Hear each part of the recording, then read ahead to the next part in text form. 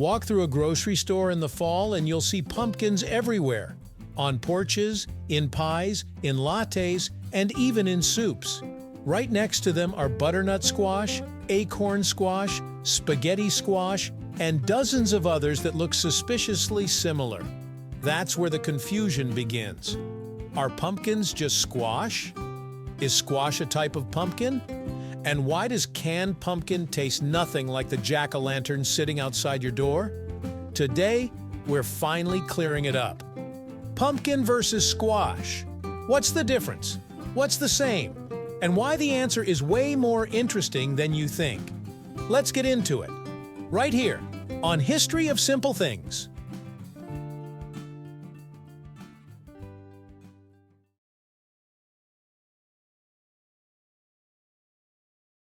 Let's start with the twist that surprises most people. Pumpkins are squash. Botanically speaking, pumpkins belong to the squash family known as Cucurbita. This family includes pumpkins, zucchini, butternut squash, acorn squash, spaghetti squash, and even some gourds. So when you ask, is pumpkin a squash? The answer is yes. Every pumpkin is a squash, but not every squash is a pumpkin. Think of it like this. Squash is the umbrella category, and pumpkin is one specific group under it. Just like apples are fruit, but not all fruit are apples. If pumpkins are squash, then what actually makes something a pumpkin? The answer isn't as scientific as you'd expect. It's mostly cultural and culinary. Pumpkins are generally round, orange, and have a thicker rind. They also tend to have a hollow interior filled with seeds and stringy pulp, which makes them ideal for carving. In agriculture, pumpkins usually refer to certain varieties of Cucurbita pepo and Cucurbita maxima. These varieties were bred for size, shape, and color rather than flavor. That's why carving pumpkins look impressive but often taste watery or bland when cooked. Now let's talk about squash as a whole, because this family is enormous. Squash is usually divided into two main groups: summer squash and winter squash.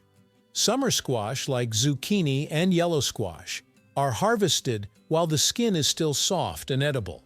Winter squash, despite the name, are harvested in late summer or fall and stored for months. These include butternut squash, acorn squash, spaghetti squash, and yes, pumpkins. Winter squash have thicker skins, denser flesh, and a naturally sweeter flavor. This makes them perfect for roasting, soups, and long storage. Pumpkins technically fall into this winter squash category, even though we mentally separate them. Here's where things get interesting. If pumpkins are squash, why does butternut squash taste rich and sweet, while carving pumpkins taste kind of boring? The difference comes down to breeding. Most pumpkins you see around Halloween were bred to be big, durable, and visually striking, not delicious. Their flesh tends to be fibrous and mild, with more water content. On the other hand, squash varieties like butternut or kabocha were bred specifically for eating. They have denser flesh, higher sugar content, and a smoother texture. That's why recipes often call for pumpkin flavor, but quietly substitute other squash behind the scenes. This might shock you. Most canned pumpkin isn't actually pumpkin. In many cases, canned pumpkin puree is made from squash varieties like Dickinson squash, which is closely related to butternut squash.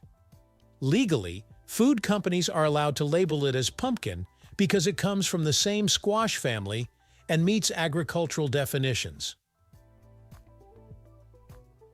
The reason companies do this is simple. These squash varieties taste better, have smoother texture, and produce more consistent results in baking. So when you're eating pumpkin pie, chances are you're really eating squash pie, and no one complains because it's delicious. Visually, pumpkins and squash can overlap, but there are some common patterns. Pumpkins are usually round, ribbed, and bright orange, although white and green pumpkins do exist. Squash, on the other hand, come in every shape imaginable: pear-shaped, elongated, curved, or even spiral. Their colors range from pale beige to deep green and almost blue-gray. The skin of squash is often tougher and waxier, designed for long-term storage. Pumpkins also have thick skin, but it's often more brittle, which makes carving easier but cooking less ideal. Inside, pumpkins and squash share a similar structure: seeds surrounded by stringy pulp. But the proportions vary. Pumpkins usually have a large hollow cavity with lots of seeds, which is great if you love roasted pumpkin seeds. Squash varieties often have smaller seed cavities and more solid flesh, giving you more usable food per pound. That's another reason squash is often preferred in cooking. It's simply more efficient. Nutritionally, pumpkins and squash are more alike than different. Both are low in calories, high in fiber, and rich in vitamins A and C. Their bright orange color comes from beta-carotene, which the body converts into vitamin A. However, sweeter squash varieties tend to have slightly higher natural sugar and more concentrated nutrients because their flesh is denser.